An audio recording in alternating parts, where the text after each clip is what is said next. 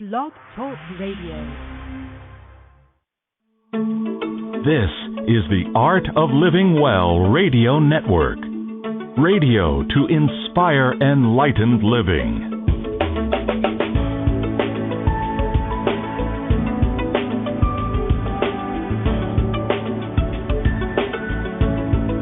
You're listening now to the Honest to God series with Angeal and Ohonu.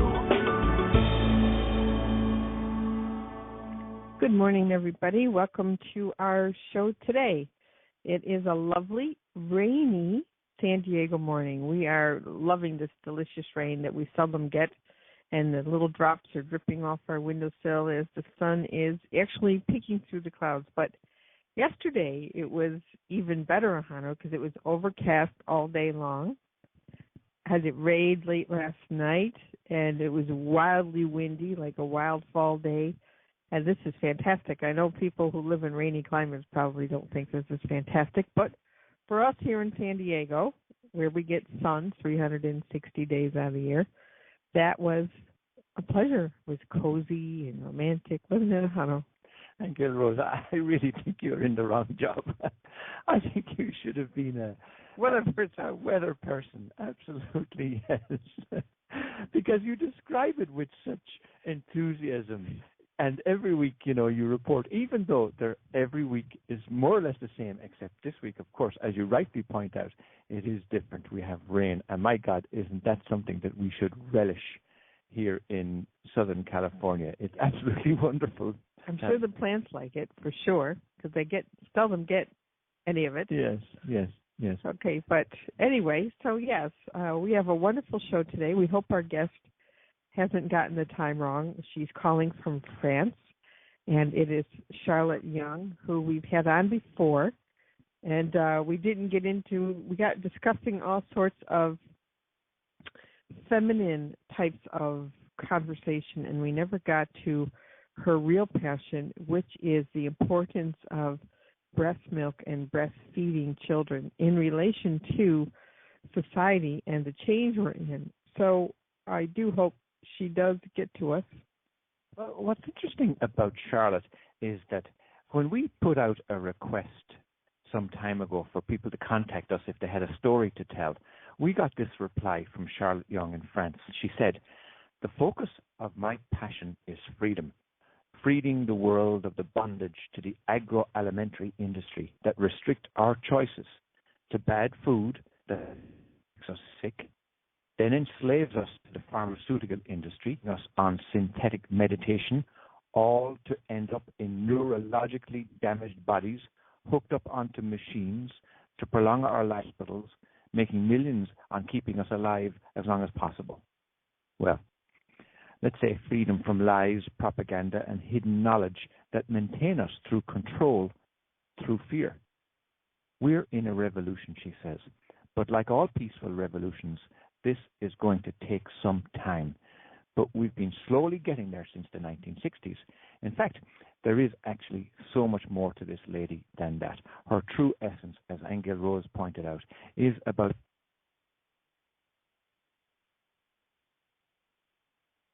rejoicing in the power of creating life with their bodies and sustaining that life with the milk that our bodies produce is part of women's right to confidence in themselves and recognition as the most valuable members of society. Wow, aren't we in for a real treat?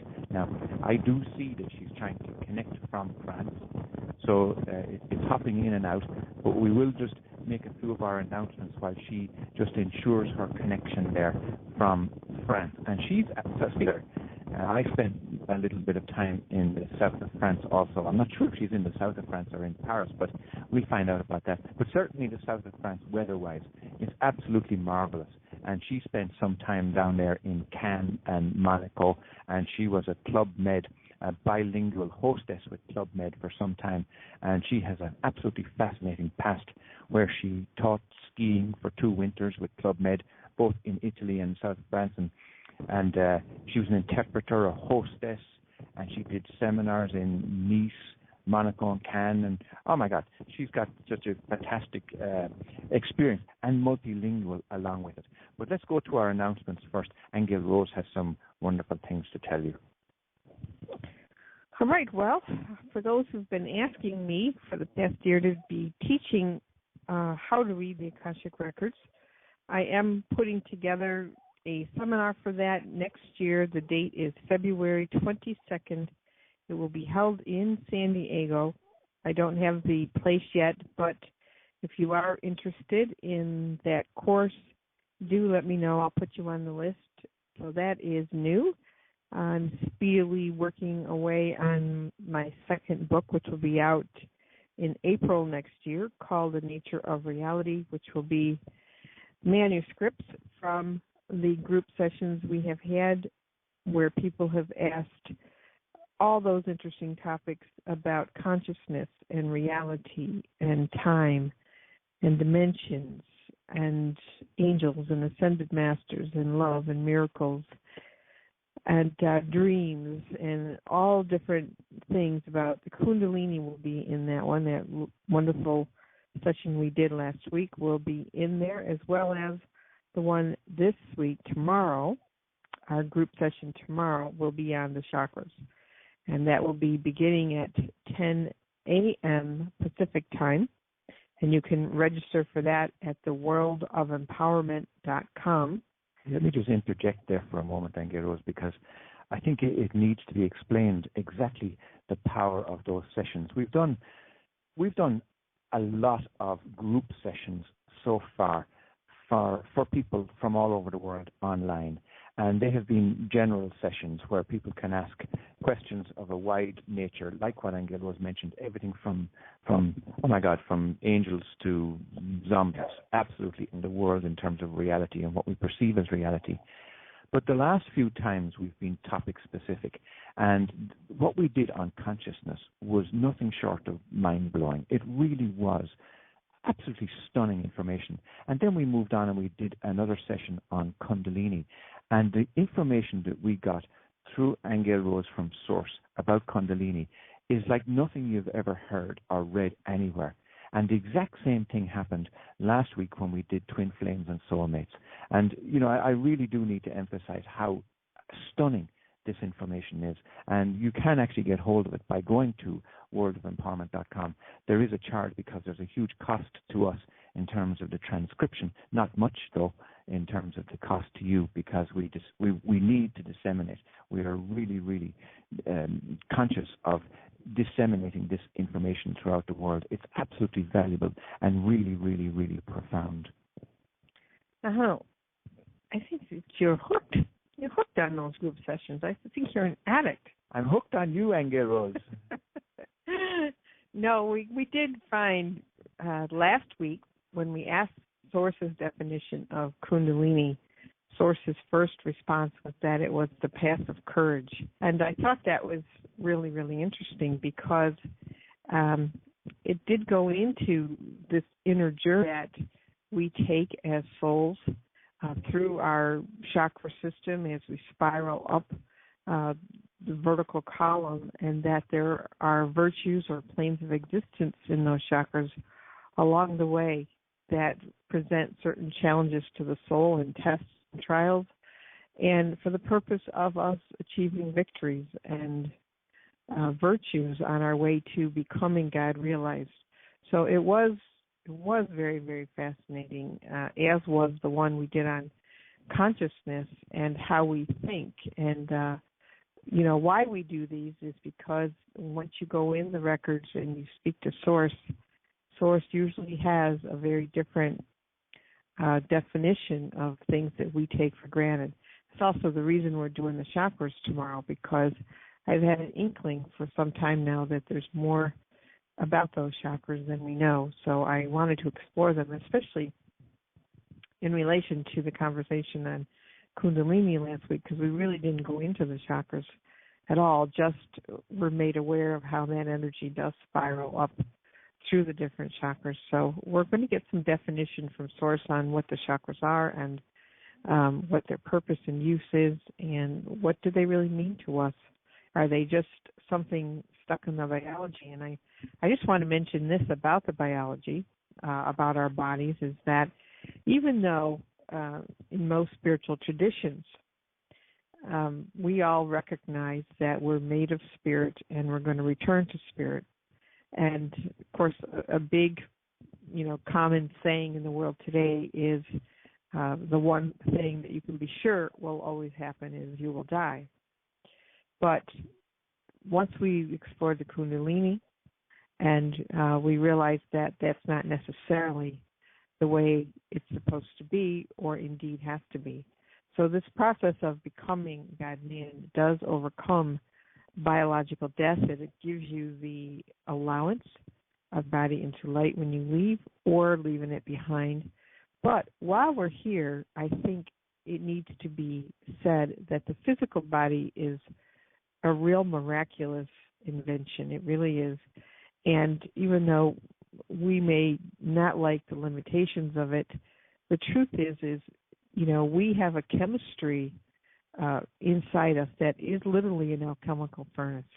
And it can go from, just a common man, which goes through a normal cycle of, birth and death, or it can transform and regenerate itself and totally change into a God-man.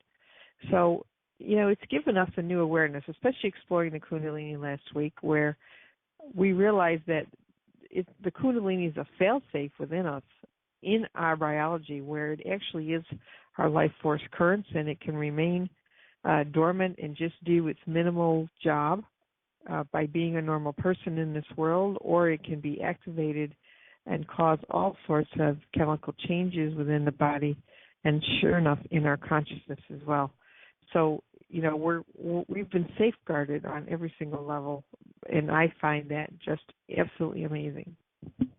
Well, now, Angeal Rose, you mentioned that about how we think and what we think, and this is our subject today also, albeit about breastfeeding and lactation and so on, because there is a malaise out there, let's call it, or a way of thinking or a belief system around all of this that our guest today, Charlotte Young, will be explaining to us. And she leads workshops on breastfeeding in the RAP. She participates in breastfeeding support groups. Her associations are very active and growing. She actually founded the Anglophone Natural Parenting Association. And in 2005, she founded Allaitement pour tout, an association of a mother-to-mother support group of users. And she's involved with breastfeeding right at the cutting edge. And she's proud to be part of that new conversation, that new way of thinking. And she wants that to be on every government agenda all over the world, including those what we consider to be developed countries and undeveloped countries. Rejoicing in the power of creating life with their bodies is what she says, and sustaining that life with the milk that our bodies produce is part of women's right to confidence in themselves and recognition as the most valuable members of society. The last time she was on, a couple of months ago, we spoke about the fact that that line of thinking, the old line of thinking, was that women were inferior to men, that breast reduction surgery impaired breastfeeding. The instructions that were given from pediatricians to mothers was a little patriarchal, let's say. There's also this concept of competition, not only between men and women, but between one breast and the other, that one is better than the other. We spoke also in general about justice, health, religion. We spoke about men wearing robes, believe it or not, Roman and Egyptian women. We talked about the origin of war and caring as being primary in society. We spoke about the importance of creeping and crawling and balance, home births, and finally, coming around full circle, we then spoke about breaking free of the dogma around breastfeeding. So let's get on to our wonderful guest today, Charlotte Young. We've got a large number of people who are waiting in the aisles to listen and hear what Charlotte has to say. Hi, Charlotte. Are you there? Me. Yeah, I'm here. Can you hear me? Yeah, we're so glad you're back. Yes, I can hear you. Can you hear us? Yeah, I can hear you perfectly. I couldn't hear the first time. It was static, so I had to call back. Okay. So well, here we are. Ohonu, Thank you for Thank you for a beautiful introduction. I know. Didn't he do such a wonderful job? Fabulous. Thank you. Okay, well, let's pick this up from where we left off. Let's get right into it, Charlotte, because last time you were on, we never got to your wonderful subject. So I'm going to let you bring it forth in terms of how you want to begin this conversation today. Oh, okay. Well, first of all, I'd like to make a declaration, which is something that I think we should require from everybody who talks about any kind of infant feeding, okay? So I want to declare that I have no links to any commercialized foods or products, and that what I'm about to say is in no way or form advertising or marketing. I am an active part of a social movement to claim sovereignty over our bodies and to be able to make informed choices about what we feed our babies. So whatever I say, I don't want to tell anybody what they should or shouldn't do. All I want to do is give the information that everybody should have been given before they are asked to make any kind of choice on how they feed their babies. I love it. Okay, great. Okay, so that's the declaration. Now, Ohonu mentioned the things that we had talked about the last time, so that is true. That's great. That's a great summary of what we talked about. One of the things we talked about is this concept of one milk being better than the other. Okay, so it's true that babies need milk, and what is true, we know that scientifically, is that human babies need human milk, and calves need cow milk, and lambs need sheep milk, and baby goats, I can't remember the name for baby goats. Baby goats need goat milk. I mean, and rats need rat milk, and cats need cat milk, and dogs need dog milk, and mice need mouse milk, and rabbits need rabbit milk, and whales need whale milk, etc. So everybody needs the milk from their own species. That is true. And when a mammal gets milk from their own species, that is the biological norm. So there's a kind of sort of it's a paradoxical sales line, which is human milk is better, breast milk is the best, which would indicate that there's something else that's normal, and that breast milk is better than the norm. Okay, now that is a very subtle, hidden way of trashing breast milk, and the reason I say that is because most people in the world don't consider they absolutely need the best. I mean, there's somebody in Australia who came out with this concept first, and her talk was called "Breast Milk is no longer the best." So everybody clicked on it and said, "What? I beg your pardon?" And she said to the people in the crowd, "How many of you have come here today to this conference wearing clothes made by Dior?" And of course, everybody laughed. "And how many of you have come here made in clothes by Armani?" Everybody laughed.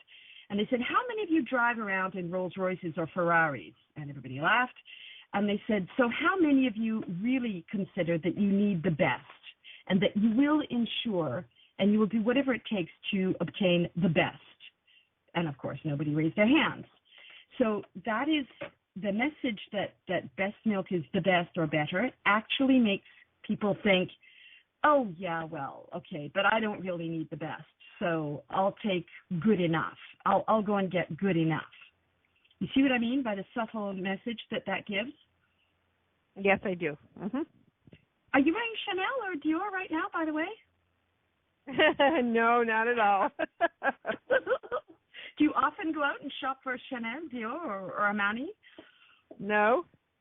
Neither do I. It's funny. Yes, it is supposedly the best. Yeah, so that's interesting.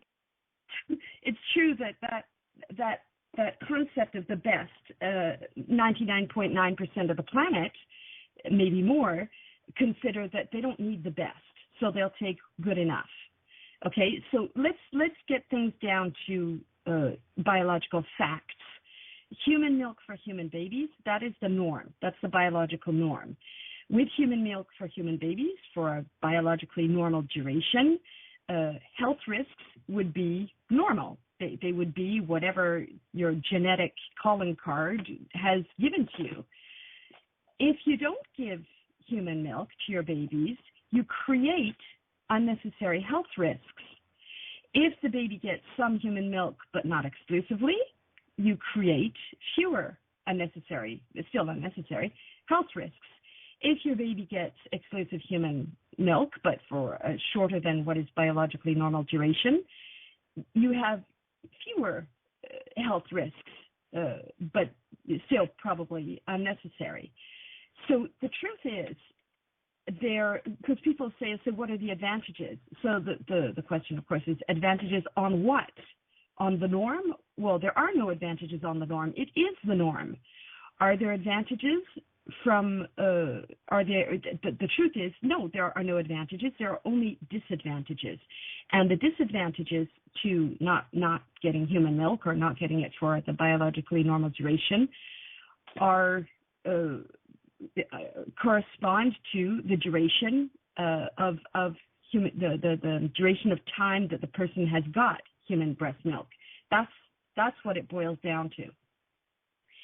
And now let's talk about, so risks. Haven't got your web page up on my computer. Are you flashing the pages of the lists of studies? No, we don't have that up, but we can certainly put that up for you. Okay, well, can I say that if anybody would like to have those files that I sent you, that they can we say that? Can they ask you by email, or can you put them somewhere where people can download them? Super. Okay, yes, great. Absolutely. In fact, if anybody wants to contact us, either on the phone as a guest call-in, simply call 805-292-0349, or email us at angealrose@angealrose.com. But let me spell that, Charlotte, just for a moment to interrupt you, because the spelling is difficult enough. It's AINGEALROSE.com, angealrose@angealrose.com. If anybody wants to email us, we'll certainly put up those links to those scientific studies that you mentioned. But can I also mention just one other thing real quick? Charlotte Young, our guest today, is in France on a Skype call. There is that little bit of skip in the line, so do bear with us. It reminds us of the old days with telephones when you're calling around the other side of the world, where this is bouncing off satellites and things. So there is that small delay in response. So if we overspeak each other, do bear with us. We apologize for that in advance. Go ahead there, Charlotte. Okay, thanks. One of the things I sent you is a poster. Also, it's in PDF format of ingredients. And there is a list on the left of ingredients of breast milk, and on the right there's the list of ingredients of formula or artificial milk or human substitute milks. That's another concept that people don't seem to be familiar with. Once you understand that human milk is made for human babies, and the only milk that's adapted to human needs is human milk, people say, oh, yes, but cow milk has lots of calcium in it. So after breastfeeding, what about follow-up milk or just ordinary cow's milk for the calcium? And actually, since we have scientific studies, so excluding marketing, which is advertising, biologically speaking, human bodies cannot assimilate the calcium, the size of the calcium or the quantity of calcium that is present in cow's milk. So actually what happens is we're all born with a certain number of osteoblasts, which is it's something that assimilates calcium in our bones. We're all born with a certain number of osteoblasts. So if you're breastfed with human milk for the biologically normal duration, you get exactly what you need in calcium, and your calcium needs following that are perfectly satisfied by fruit, vegetable, nuts, grains, whatever's on the human menu. Definitely not by other species milk, and definitely not by those plant extracts that people tend to call milk. I mean, if you want to eat a handful of almonds, great, that's super. It's got lots of calcium, almonds. But drinking almond extract, I mean, I'm not going to knock people who drink almond extract and call it milk, but it doesn't respond to human needs in the same way that a handful of chewing up real almonds would. So let's go with the calcium thing. So let's say human milk provides exactly the kind of calcium that we need for the duration that we need it, as long as we're breastfed for the normal duration. Following that, what can we eat to get the right amount of calcium? Well, the answer is fruit, vegetables, grains, nuts, whatever's on the human menu. But we do not need, there is absolutely nothing in cow's milk that we need if we have a balanced diet without cow's milk. And if we do bombard our... Yeah. Can I ask you real quick, Charlotte, about the condition of the health of the mother? In other words, does every mother, let's say you have a mother who's delivered a child, and let's say she's not necessarily that healthy, or she's not that nutritionally sound. Does that affect the quality of her milk, and what do you do in those cases? No, it does not affect the quality of the milk. That's one of the myths that is difficult to stamp out. That's a myth. If you look at the mothers in Afghanistan, some of those mothers have nothing more than one tomato per day to eat, and their babies are fine. There's nothing wrong with those babies. They're nutritionally in good health. What we do see is sick breastfed babies because the babies are not kept in the mother's arms. They have traditionally, this is a tribal tradition, it's nothing to do with religion. In tribes that have traditionally been warrior tribes, those tribes traditionally devalue anything to do with nurturing and mothering. So, and we've inherited that in Europe as well. One of those traditions is to put baby in cots or cribs or cradles. And you can see the ones that are the worst you can imagine. They have a little hole drilled into them so that the pee-pee and the poop can drain out. Sometimes little boys are fixed up with little tubes so that when they pee, it actually is accompanied out the little hole drilled in the bottom of the cradle. And at the top of the cradle, each end of the cradle has a kind of V shape, so it looks like a tripod. At the top of those two triangular shaped bars that come up from the ends of the cradle is one bar that it looks like it's made to be carrying the cradle for. So if you can imagine this bar going from end to end about anywhere from 50 centimeters to 75 centimeters above the cot itself, that is made so that the mother doesn't pick up the baby. It's made so that she has to come home from the fields wherever she's working. She's got to feed the baby. So she grasps this bar above the cradle and leans forward over the cradle to offer her breast. So the baby can suckle, can get the breast milk from the breast without actually being picked up and held in arms.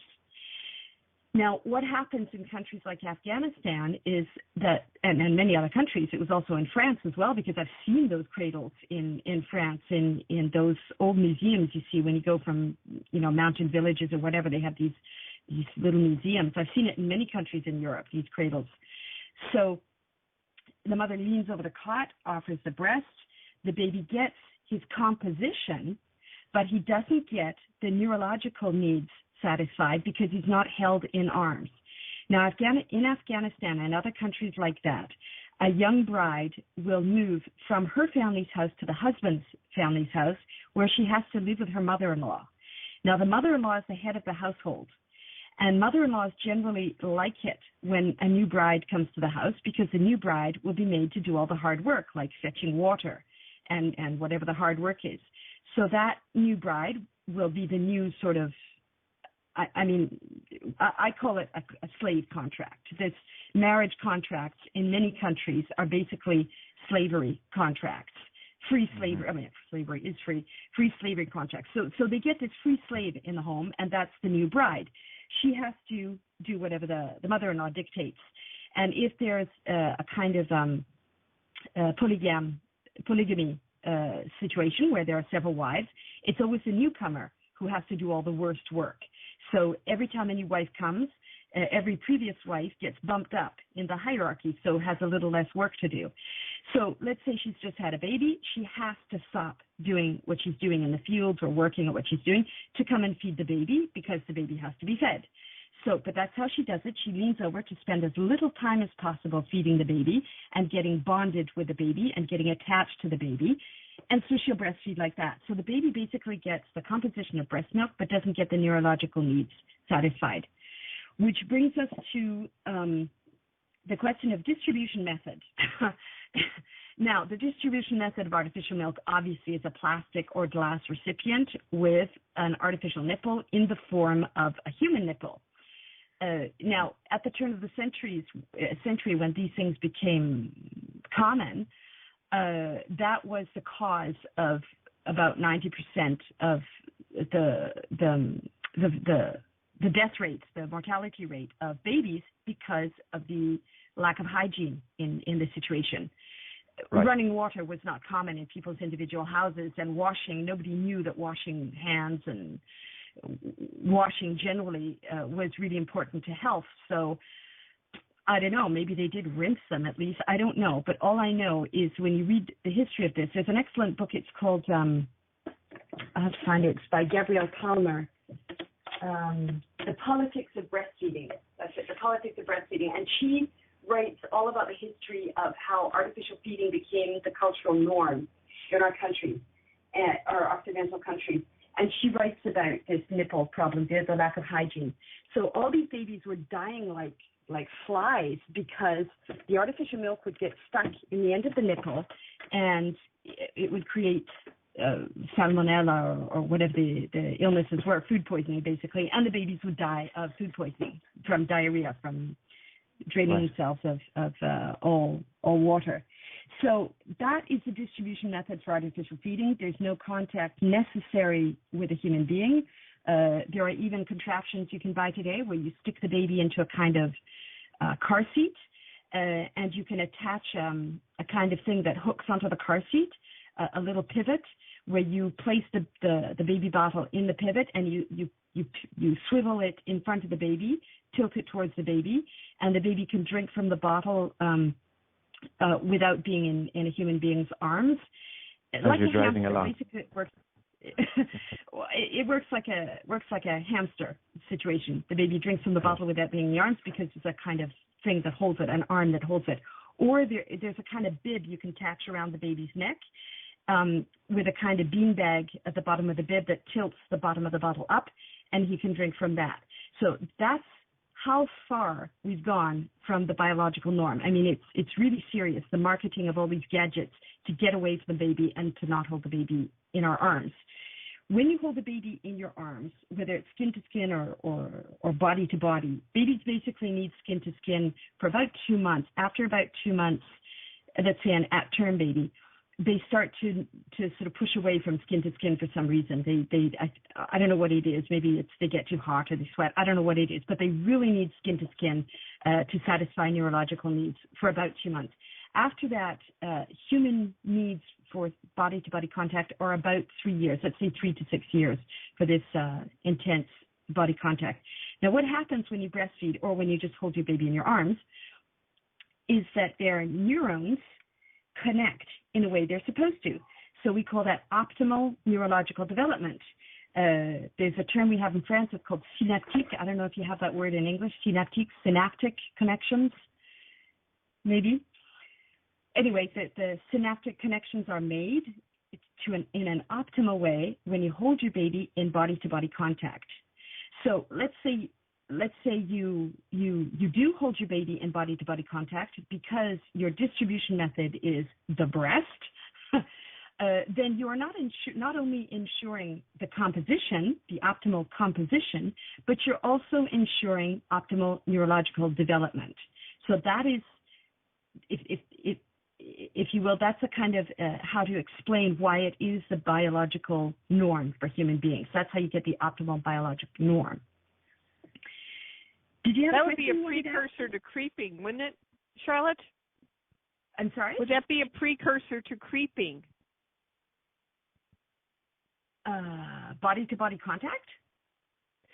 Yes, because you're talking about the neurological health and development of the infant. So I'm just suggesting, do they go from that to creeping, which also continues neurological development?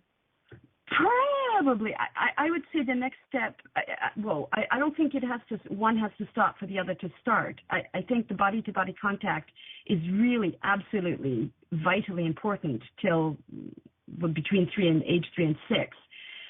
But of course, they're going to start crawling at 7 months or like around a year, just before a year, I suppose they're going to start crawling or even creeping. So I wouldn't say one has to happen before the other. I think there's definitely a time when body-to-body contact is still necessary and they're creeping anyway. I think, from what I understand, creeping ensures motor, what's it called? Motor dexterity. Hang on. What is the term?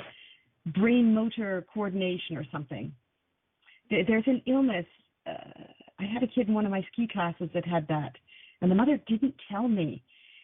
There's a term. It's on the tip of my tongue, but I can't remember it. That's okay. But what is the normal breastfeeding time? Time, you mean duration? How long should you breastfeed your baby? Okay. Well, I'd like to take should out of my language. Let's just talk, and I don't want to say that any individual should do anything. I just want to give the information. So the biological norm for breast milk, for the duration of access to breast milk, and then we have to get into frequency because it's going to scare a lot of people, is until the milk teeth come out. And we all know at what age the milk teeth come out. Okay. And it's also indicated by the time that the human immune system becomes mature.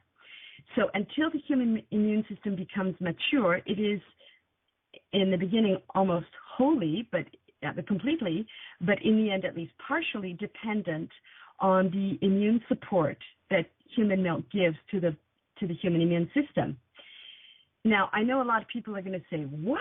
6 or 7 years of breastfeeding? What? No other mammal on the planet breastfeeds for 6 or 7 years. And actually, in fact, they do. All mammals breastfeed for an equivalent. Now, we have to take into account lifespan of various animals. I think elephants live to be 100 years or something, but other mammals, like a dog, for example, dogs live from 10 to 20 years, I guess. Deer, I don't know how long deer live for. Rats live for, I think, less than 10 years. Mice, probably less than 10. Whatever the mammal is, they have their ordinary lifespan. So when you take into account their lifespan, what it's equivalent to is about 6 or 7 human years. And all that is published on a really great website called the Natural Child Project, if anybody's interested in looking it up.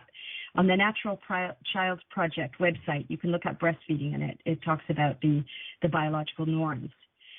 So now the other half of the world is saying, no way I'm going to breastfeed for that long. You guys are all crazy. To which I say, I understand that if you think that you have to breastfeed 8 to 12 times per 24 hours for 6 or 7 years, you're right. That's not doable. It's not feasible. That would be insanity. I totally agree. So now that we know what the biological norm is for duration, the frequency changes a lot according to the age of the child.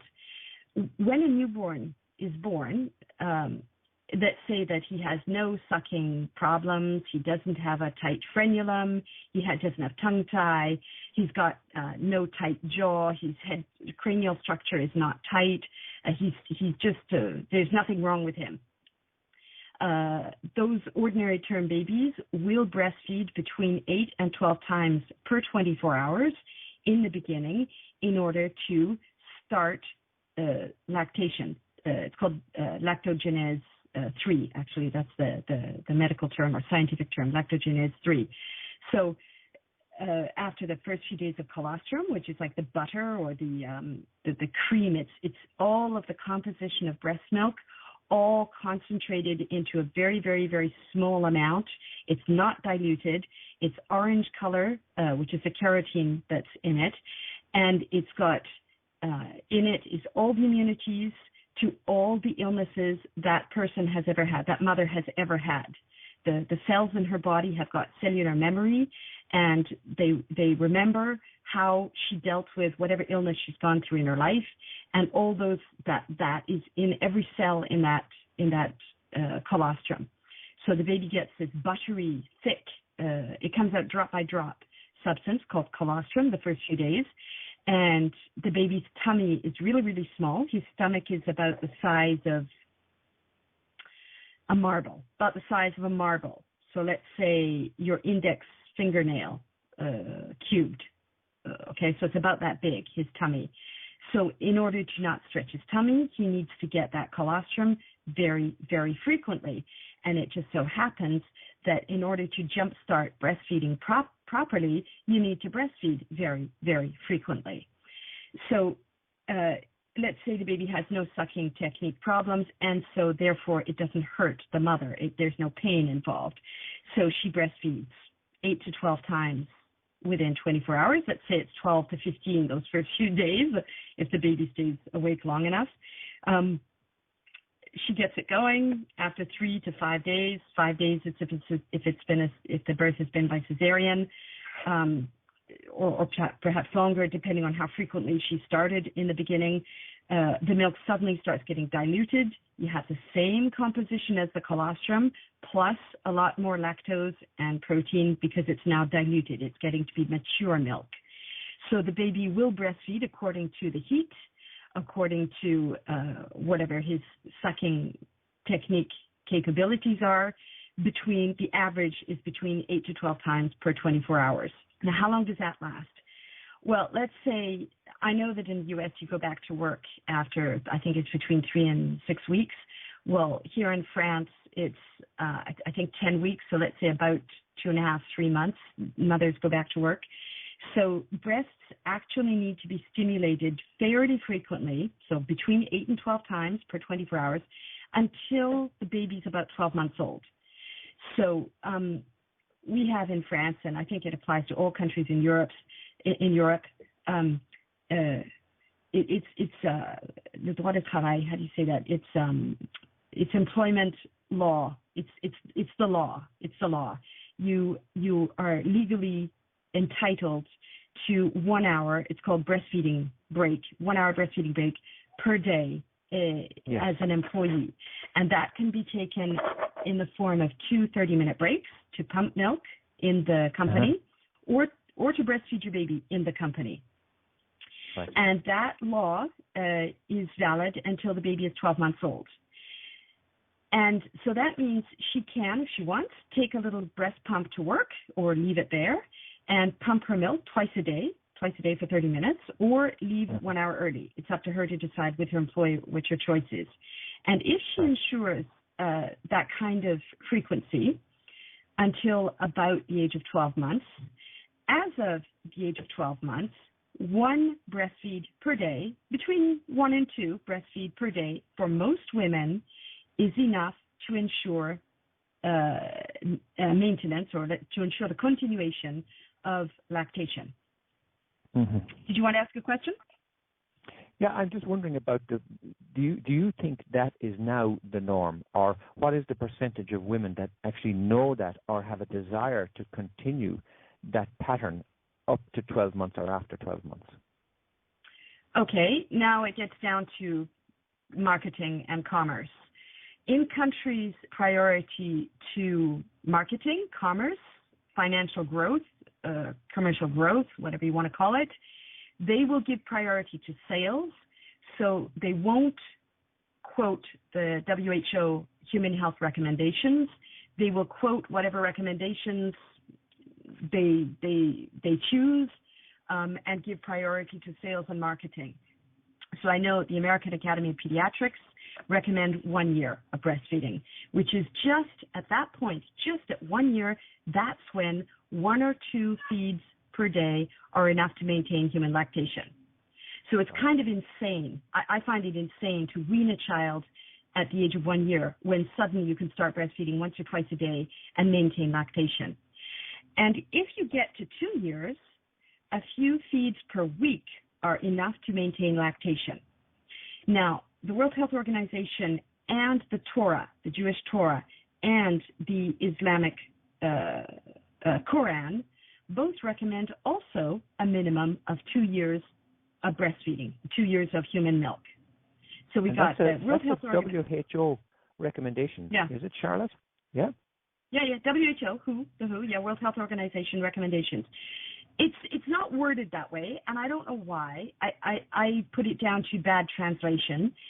The way it's worded is up to and beyond 2 years. So up to me means until, and beyond means more than. So if you say up to and beyond, it's a paradox. It's self-contradictive. I don't know why they haven't said the truth, which is at least 2 years, and more if desired by the mother and the baby. The way it's worded is up to and beyond 2 years if desired by the mother and the baby. That's the official wording. Sorry, Charlotte. Let me just ask you a quick question, but I'd like to take just a very, very quick studio break, and maybe when we come right back, that you might answer it. And it's to do with the instinct of the mother. I want to know, you've got all these commercial recommendations and you've all these medical recommendations and so on. But in terms of the mother's own instinct, I want to know, does that ever override all these commercial interests? But save your answer until we come right back after this break. Okay. This is the Art of Living Well Radio Network. Radio to inspire enlightened living.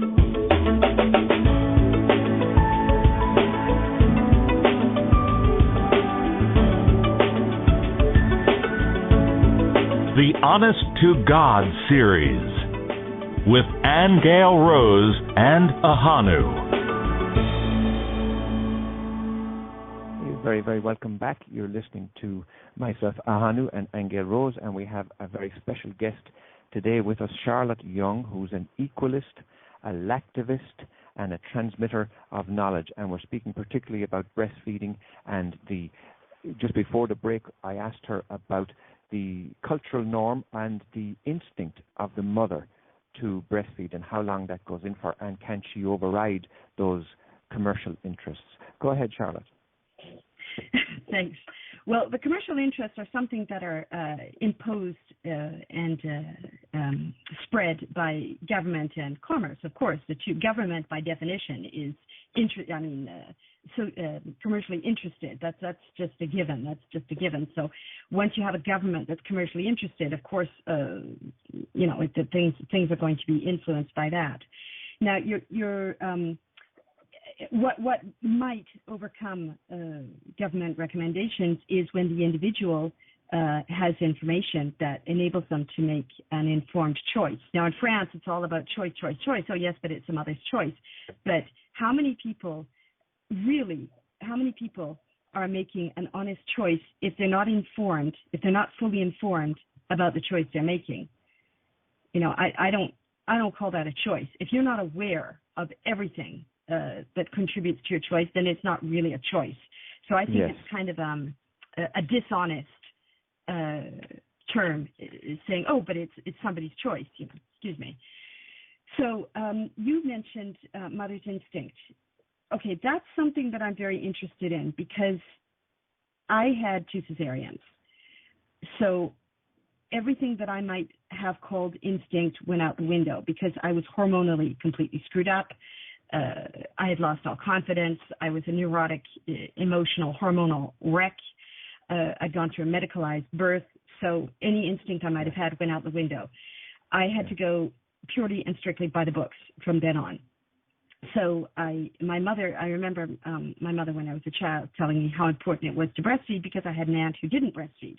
So I knew it was a big deal, breastfeeding. I just didn't know anything about it. So I asked everybody around me, my environment, my culture, the people, my entourage all around me, and my information depended on what they knew. And of course, they hadn't read anything, so they didn't know anything.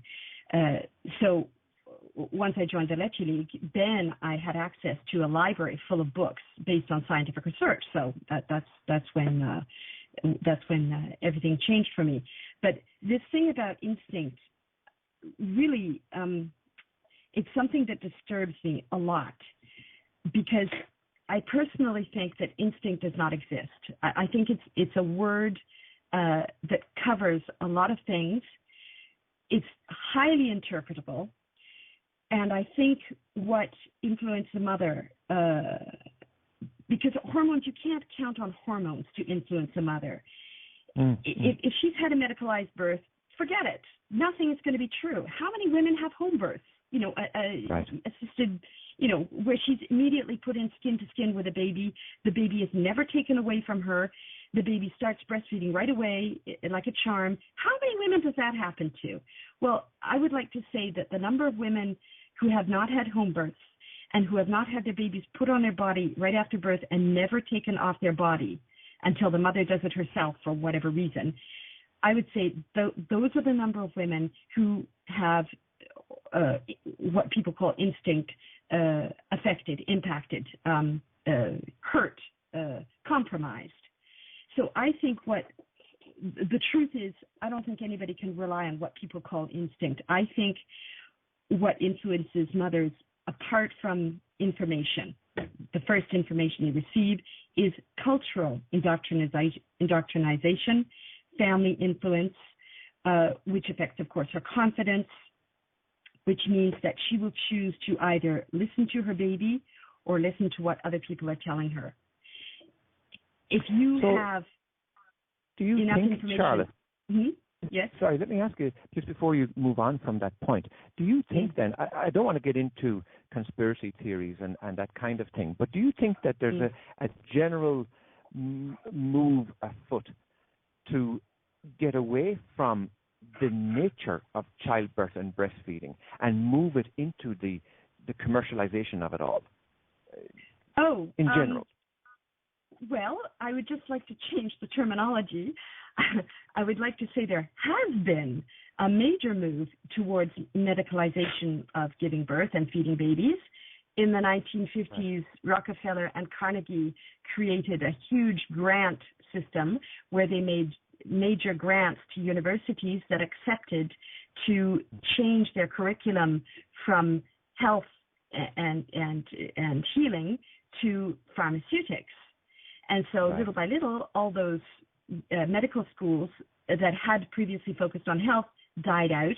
And what are we left with? We're left with medical schools that train people to use pharmaceutics. So also in the late 1950s, a lot of countries and states outlawed midwifery. So all the practices that midwives had been using for hundreds of years and all the knowledge and wisdom that had been passed from mother to daughter who were midwives, which in French, the French word is really good. It's sage femme. Femme is woman, and sage means knowledge or wisdom. So they were called, translated directly, that would be wise women. So all the practices and knowledge that all these wise women had for generations and hundreds of years, or at least those who survived the Spanish Inquisition, in any case, where millions of women were burned at the stake specifically because they had that knowledge, they were suddenly outlawed. And they were considered, and I've talked to French doctors about that. I said, can you believe it? Midwifery was outlawed because doctors were saying that they were uneducated and dirty. And you know what the reply came from one of the doctors who I said that to? He said, yes, well, it was true. True. So God.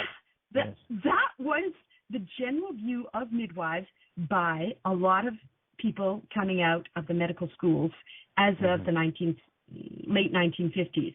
So let's say there has been a huge commercial push program to make women believe that they needed medicalization in order to do what their bodies are naturally built to do. Yes. I'm not denying that women do need to be accompanied. But as Angeal Ohonu says, who set up the Primal Health center in the UK because he's so disgusted by the medical birthing practices in France and now lives in the UK. He says one midwife, not several midwives, not a lot of people, not interns. He doesn't even think that men are necessary at birth. I tend to agree with that because I believe personally, it's my personal belief. I don't say anybody else has to take that, but I personally believe that giving birth is a mother's business. It's a woman's business. And it's a woman's affair. It's something that happens entirely to the woman's body. It concerns her. It's her hormones, and it's between her and the baby. And if she needs a wise woman to be there, to help her through, to help her change positions or to know when to change positions, to do whatever movements or give her whatever plants or whatever it is that she might need at a specific time that only that wise woman would know, I believe midwives are absolutely essential to a knowledgeable midwife is absolutely essential to giving birth, personally for safety's sake. And traditionally that has been recognized since humanity, since before writing was invented. Midwives have always accompanied mothers. But and when is that they were changing all over the world, Charlotte?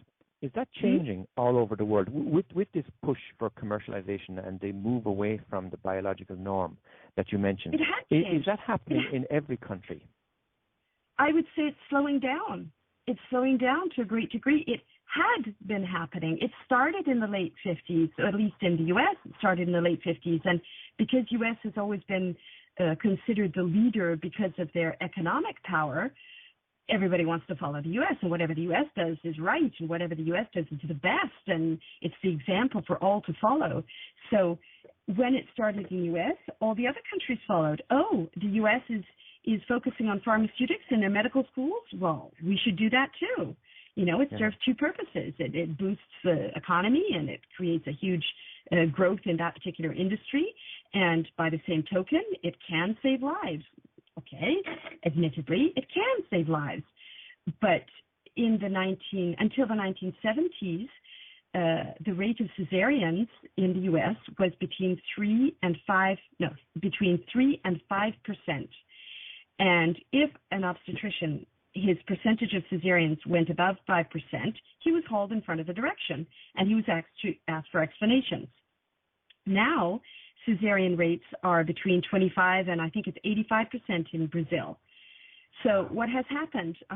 Women's bodies suddenly changed so that they're suddenly incompetent and unable to expel a baby with a midwife properly? No, I don't think so. Why is it that the vast majority of births are happening before the weekend now, whereas until the 1970s, the days that babies were born on in the week was equal. Between Sunday and Saturday, you know, babies were born. It was all spaced out evenly. They were born on any day in the week: Sunday's child, Monday's child, Tuesday's child, etc.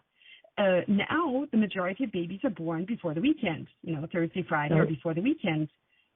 Tell us, Charlotte, what kind of a psychological or emotional or neurological difference does that make to the baby? I know that's a kind of an impossible question, but in your experience, what impact does that have in society in general and to the individual child? Well, it interferes with all the neurological and, can I say, and I don't know how to say that in English, and endocrinological. Well, let's stick to neurological. Yes. It interferes with all the neurological and hormonal processes that contribute to optimal development. Voilà. It interferes with optimal development, optimal hormone, optimal neurology. That is what we call... Yes. Tell me, is it possible... Sorry.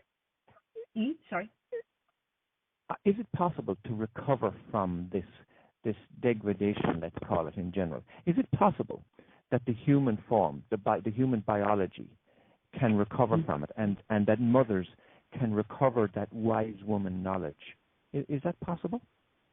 Mm-hmm.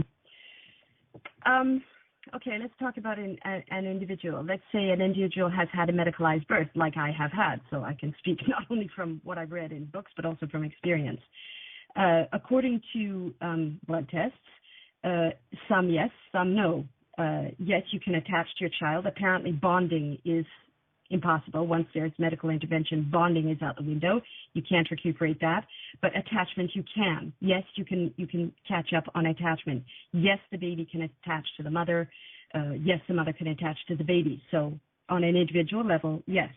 Now, when you're talking about cultural indoctrination, which is, of course, commercially influenced, we've got to the problem of family influence. Now, families will make choices. Families are going to choose, whatever worked for them a few generations ago and carry it on by tradition. And if they're still in a warrior type mentality, then the way they live is all going to be directed by fear of punishment, need for obedience, need for compliancy, and you have people making choices not by cooperation, need to cooperate and clear vision of what is right and what is wrong and what is true and what is just, and depending on what their heart tells them, but by fear of punishment or fear of pain. So that goes from the culture to the family. Now, if a mother has broken off from that kind of what we call toxic family influence, she will have confidence and she'll be able to make her choices according to what she really feels. If she doesn't have confidence and she's still stuck in that kind of mentality, she's going to be stuck in that vicious circle of needing to please first either her husband or her mother or her father or whatever it is that keeps her in that vicious circle. And the family, of course, will be responding to their need to comply to or obey or be part of whatever the cultural dogma is. So let's say we do have a whole generation of young women who not only have broken off from that vicious circle of fear and fear of punishment, and they are making decisions based on what they know and what they feel, and who have confidence. Yes, absolutely. That's the whole point of having mothers' meetings. One of the 10 criteria for having the baby-friendly label that medicalized birthing places, so these hospitals where you have a medicalized birth, they can get this thing called the baby-friendly initiatives or the baby-friendly label, which is a WHO thing again, if they can adhere to 10 criteria. And I haven't got them in front of me right now, but one of those criteria is providing the mother with names and addresses of breastfeeding associations or groups that will support breastfeeding mothers. Now, in many countries, it is illegal to have more than 3 women gather at the same time. That is because if you want to maintain a warrior establishment, a warrior kind of a warrior society situation, culture, you don't want women supporting each other. You don't want nurturing values involved in that particular society. Fortunately, we live in the Occidental world, so we can have more than 3 women gathering at a time. So in communities all over the world, we have La Leche groups, we have other breastfeeding support groups, maybe not with the same training that La Leche leaders get, because they get really in-depth training for breastfeeding support. And women will get together and will support each other. So yes, the more of those little groups that are formed, the thicker the network gets. And the more it connects, the more we're going to cover the planet. Charlotte, I have a couple questions for you. Yeah. Okay. I want to go back to when women do breastfeed because, I have heard some women say that they had to go to formula because their body wasn't producing milk or their breasts weren't, adequate enough or it was too hard. So I want to talk about those problems, but then I also want to address the body image that women have also about they don't want to breastfeed because they don't want their breasts to get saggy. This is one of the biggest things. So, they're going to, keep their body and try to get back in shape as quick as possible. So there's this big push, for women to get back to their girly figures after they give birth. So could you address all of that? Because, personally, I think that's disgusting, my own personal feelings, because I breastfed all of my children, and I had 2 of them with midwives and 1 in the hospital. And each birth was so different because of the way that I gave birth. But, really, I hear this all the time where, they don't want their breasts ruined, But honestly, I always thought that breastfeeding actually puts the womb back in shape faster. And could you address those concerns? Okay, sure. Now, just so that you know, these are the questions you're asking me now go into the domain of lactation consultant. Those are things that get much more technical on the mechanics of it and technique and identifying what the problem is. When you go to breastfeeding support groups, they're not necessarily going to have this expertise. Maybe they do, maybe they don't, but it's not always a guarantee. So if a mother ever says, oh, I couldn't breastfeed for X reason, it's just simply a question of not having had access to the correct information that applied to her particular situation. So basically everyone can breastfeed. I have founded 2 associations here. So one, the Anglophone Natural Parenting Association, and the second one is called Allaitement pour tous, which means breastfeeding for all. Because I discovered in my particular case, which is breastfeeding after breast reduction surgery, that with a little bit of help, everybody, no matter how compromised your breastfeeding situation is, almost everybody, 99.99999% of women can breastfeed, okay? So everybody says, okay, so if everybody can breastfeed, then who can't? Okay, well, there are very, very, very few women who cannot breastfeed. It's a teeny tiny little, it doesn't even go into a percentage, I think, or it would be like 1/10 of a percentage, cannot breastfeed. Now, however, there are many factors that mean that a mother can't breastfeed exclusively, and that is something that's fairly common. Now, in breast reduction surgery, there's a sort of triangle cut out of the bottom side of the breast, and a chunk of flesh is, I'm really giving a very brief summary, it's taken out from the bottom side of the breast is closed, and the areola is, nowadays, it's kept intact, so it's kept in connection with the mammary gland, and it's moved up on the breast so that the nipple is not hanging down the underside of the breast, okay? So, yes, we do lose a good percentage of our lactation ducts.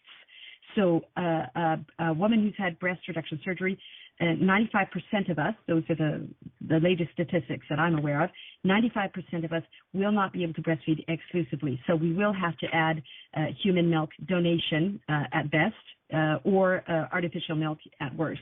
But what is so important when you have to add supplements is adding it at the breast and not by bottle, because an artificial nipple sucking technique is totally different from a breast sucking technique. Therefore, if a baby, for the first 3 months, it's called nipple confusion. For the first 3 months, a baby generally cannot handle the switch between breast sucking technique and bottle sucking technique. And so it's called confusion. So they can't really develop their breast sucking technique. A baby needs about 3 or 4 months to develop really expert breast sucking techniques. So if you keep sticking a bottle in his mouth, every time he has to start to learn again back on the breast. So for the first 3 months, it's called nipple confusion. After the first 3 months, it's called nipple preference. Because the artificial nipping technique requires basically no effort, they will very soon, it's just a question of time, prefer the artificial nipple. And so they will wean themselves from the breast sooner or later.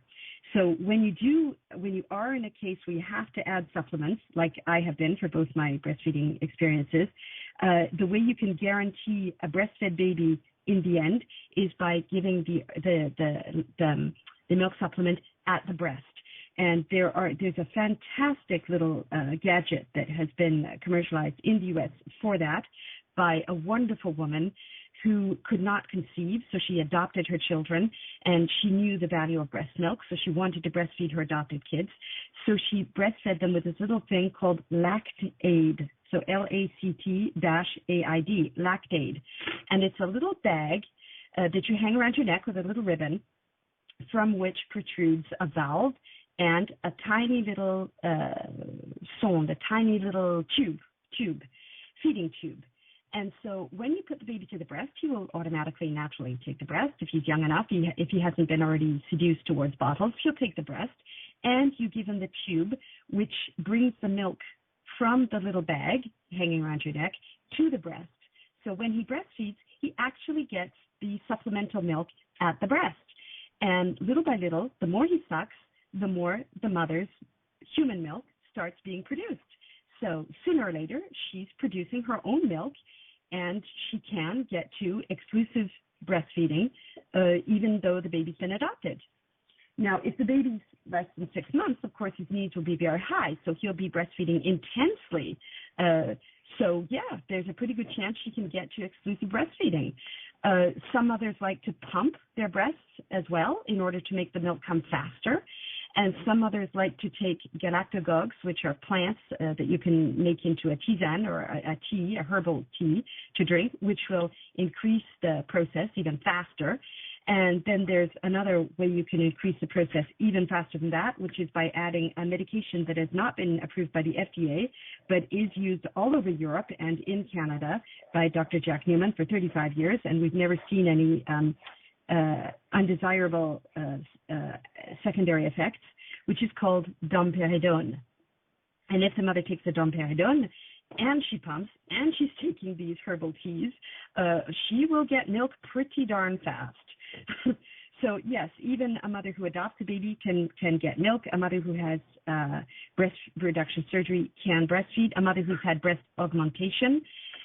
Now, this is something that we didn't have any statistics on until Diana West, who is a lactation consultant and a lactation leader, did research on it. Now, you can go onto Diana West's websites. One of them is called Making More Milk, I think, and the other is a support forum. It's called BFAR, B-F-A-R, which means breastfeeding after reduction, meaning reduction surgery. I'm just going to see if I can get up a website. Diana West. Now, she's the one who did all the research on breastfeeding after breast reduction surgery, and she did, since nobody else was doing it, she also did, I'm just looking for her, she also did research.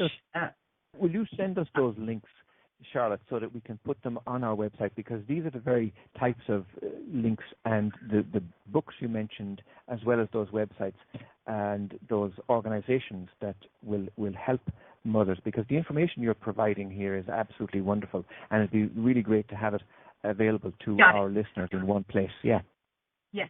Okay, I got it. Oh, that's her book. She's written a book. The first book is called Defining Your Own Success, because the World Health Organization has published the official recommendations for the duration of breastfeeding. They say 6 months exclusive and up to and beyond 2 years duration of access to breast milk. Okay? So a lot of women cling to this idea of 6 months exclusive. And if you've had a medicalized birth, it's highly unlikely that you're going to be exclusively breastfeeding, at least in France. I would say the vast majority of medicalized births are exclusively breastfed. They've had some form of artificial milk by the time they get out of the maternity. If not within the following weeks, they will get some kind of artificial feeding. So unfortunately, all these mothers who cling to the idea, I'm going to breastfeed exclusively for 6 months. Oh, but damn, I haven't been able to. Whatever X problem has happened, I'm unable to breastfeed exclusively. So there's no point in breastfeeding. So they give it up. Not true. Totally false. You can breastfeed for as long as you want, and you can add supplements at the breast. As long as you have one nipple, one functioning nipple, you can breastfeed. Okay? Right. So, wow, yes, anybody can breastfeed. Now, this is the reason why I created Allaitement pour tous, because of all these women who considered themselves unqualified as breastfeeders. They didn't want to go to the community support groups. They didn't want to go to the Leche League meetings because they figured they were not qualified as breastfeeders because they couldn't breastfeed exclusively. So you can 100% breastfeed at the breast with an at-breast supplementer. Okay, so I've found her website. I will send it to you. So Diana West has now done research on breast augmentation surgery, and it turns out that about 90% of the women who have had breast augmentation surgery also have problems breastfeeding. Now, the difference between breast reduction and breast augmentation is the duration of the need for supplements. We don't know why augmentation breast mothers have problems. We think it's because the ducts are compressed by the prostheses that are in the breast, or it could be by the fact that most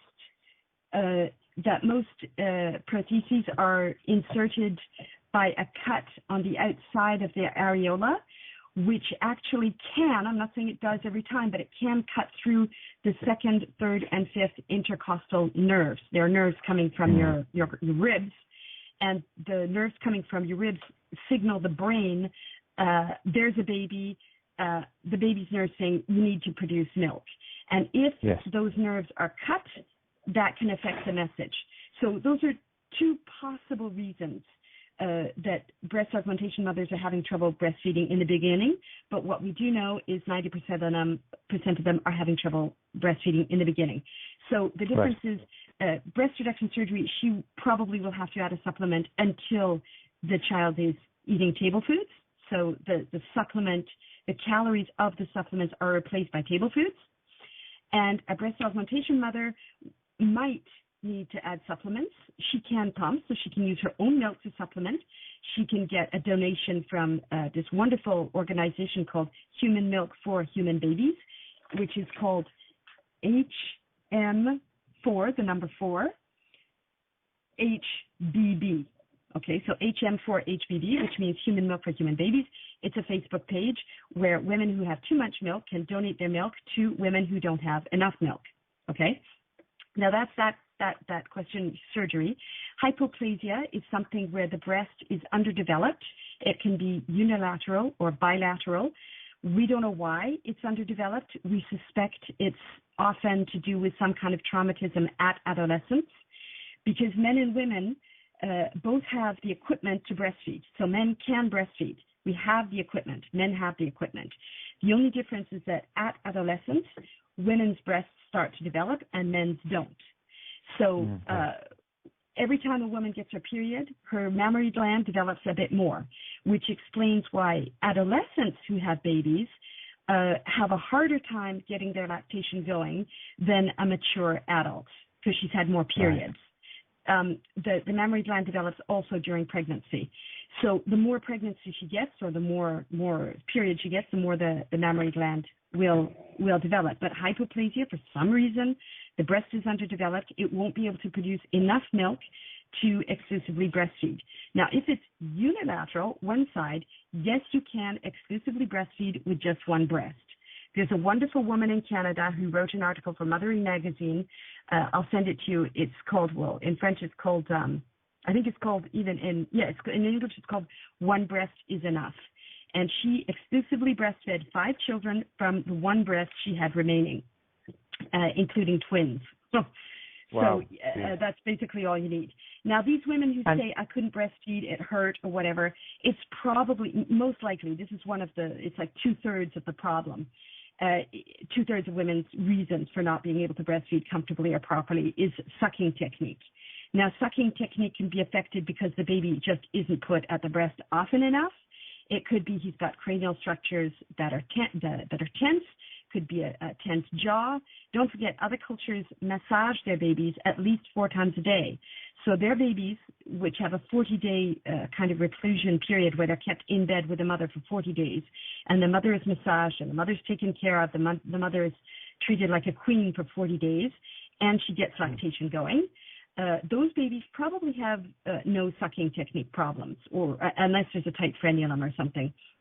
Right. Our babies, they're taken away from our bodies, they're given a bath, they're put through a battery of tests, they're stuck with needles in them, blood is drawn, they're pinpricked. Of course they're stressed. And it's even worse if they're dressed and put in a cot and told, and the mother is told not to take them into their arms too often, and even worse, the mother is told to space out the feedings for whatever reason. So all those babies are likely to have sucking technique problems, okay? But it's highly unlikely that the mother's breasts are at question in all that. And frenulums are something that affect I would say between 12 and 25% of the population. It depends on how the assessment is made. Now, saggy breasts. In the few minutes we've left, yes, I wanted to ask you to address Angeal Rose's question about the image of the women are taught to try and maintain. Saggy breasts that's a rubbish thing. It doesn't exist. I mean, saggy breasts exist, but saggy breasts exist when pregnancies are too closely spaced together, when the mother has been pregnant without putting at least a 2 or 3 year gap between pregnancies. The human body needs to recuperate after pregnancies. So if you breastfeed, you remain infertile for longer. If you breastfeed at night, the guarantee is a lot more sure. But if you get pregnant too fast after an initial pregnancy, yes, your breast will sag, but it's nothing to do with breastfeeding. And yes, you're right, Angeal. Breastfeeding does constrict the veins, both in the uterus, which prevents hemorrhaging, and basically everywhere, which is one of the reasons we get a really good feeling, a kind of euphoric feeling when we breastfeed, because the uterus is contracting and getting back into its original shape within a few days after giving birth. Whereas if you don't breastfeed, it can take several weeks to get back into its initial space. Now, breastfeeding discreetly, do you want me to comment on that? Yeah, do quickly. We only have a few minutes left, so we want to try and wrap it up if we can in terms of a summary. Yes, you're right. Breasts are seen as a sexual object in most Occidental cultures, in most of the Occidental world. In many cultures, breasts are not seen as sexual objects. They're seen first as a functional organ, which is their reason for being. So for those women who are affected by this culture indoctrination of breasts being sexual objects, discreet breastfeeding is very important. I totally agree. So those women, we can all breastfeed in a wraparound sling very discreetly. We can breastfeed in a manduka or an ergo very discreetly. Nobody has to see that we're breastfeeding as we walk around going shopping or breastfeeding wherever we want to breastfeed. So if discretion is important to you, yes, it can be done in a wraparound sling, a ring sling, a manduka, an ergo, one of those physiologically correct breastfeeding baby carriers that enable the frequent feeding that's so important to getting breastfeeding going discreetly. Does that answer? Yes, absolutely. Now, just very, very quickly, if you could, one final question is about the countries. Are there statistics that show which countries are more open, let's say, to breastfeeding than others? Statistics on being open, no. We know that in, for example, Nigeria, I've got a statistic on Nigeria, it's only 3% of the country that breastfeeds. And that is thanks to unrestricted, unbridled marketing from breast milk substitute companies, from the industry of breast milk substitutes. They are not restricted in their marketing. So women firmly believe that if you want a big, fat, healthy baby, you give them artificial milk. Right. 86% of the Congolese mothers who weaned before the official OMS recommendations, so who weaned early, 86% of those Congolese women said that they weaned thanks to the recommendations of the milk nurse. And the milk nurse was a Nestle employee dressed in a nurse's uniform who went around to all the young mothers who'd just given birth in her allocated department of the city to show them how to prepare a bottle and explain to them that their babies will be healthier with the artificial milk, and explain to the mother that if she wants to be modern and if she wants to be free from the constraints of being a mother, that all she has to do is feed this artificial milk by Nestle. 86% of Congolese mothers said that. All right. And now stand by. Stay with us now for a few more minutes as we just run through what we've covered today with Charlotte Young, who is, you call yourself an activist, an equalist, and a lactivist, and a transmitter of knowledge, and we've had wonderful knowledge from you today. We spoke about breast milk is the best, but the fact that I don't deserve the best is a common belief in most humans. How humanity has accepted less because of this. And then you mentioned some website that you will send to us, I'm sure, and I hope, that lists the ingredients of breast milk and the ingredients of formula. We talked about those traditional cultures and the move from the biological norm in society. We talked about optimal neurological connection between mother and baby, the biological norm to breastfeeding, the immune qualities of colostrum, home birth, commercial interest in the birthing process and its influence. We talked a little about midwifery, of cesarean sections and its impact, the cultural indoctrinations. We've talked about mothers' meetings and the baby-friendly initiative and La Lèche League support groups. We talked about those artificial nipples, the milk supplements, and that Lactaid device, which we will put up a link to. And finally, we're closing off there with saggy breasts and the statistics from various countries. You are an absolute gem. Our listeners will be glued to this. Charlotte, we appreciate you taking the time to come on and come to us all the way from France too. We apologize, as I say, for that little skip in the line where sometimes we overtalk each other, but that's the difficulties that we encounter with the technology. But at the same time, we're very, very grateful for the fact that you're able to connect with us over those distances and bring this message to people and to mothers everywhere. Angeal Rose would like to say a couple of words in closing, and then we will have to say goodbye to you for this time. Charlotte, I just want to say thank you so much.